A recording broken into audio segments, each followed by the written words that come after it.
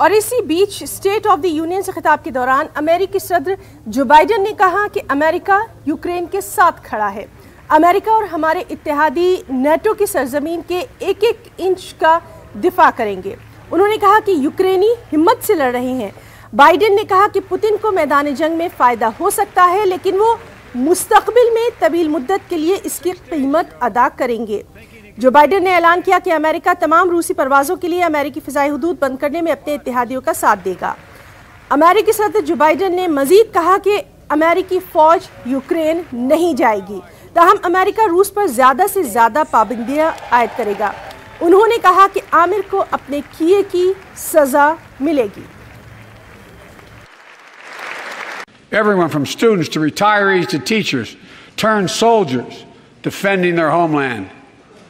And in this struggle, President Zelensky said in his speech to the European Parliament, light will win over darkness. The Ukrainian ambassador to the United States is here tonight, sitting with the First Lady. Let each of us, if you're able to stand and send an unmistakable signal to the world of Ukraine. Thank you. Thank you, thank you, thank you.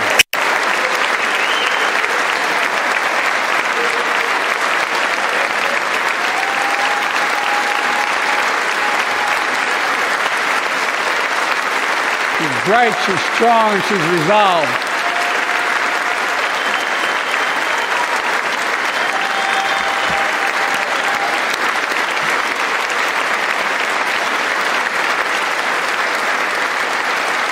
Yes. We, the United States of America, stand with the Ukrainian people. Throughout our history, we've learned this lesson. When dictators do not pay a price for their aggression, they cause more chaos. They keep moving, and the cost, the threats to America and America to the world keeps rising. That's why the NATO alliance was created, to secure peace and stability in Europe after World War II.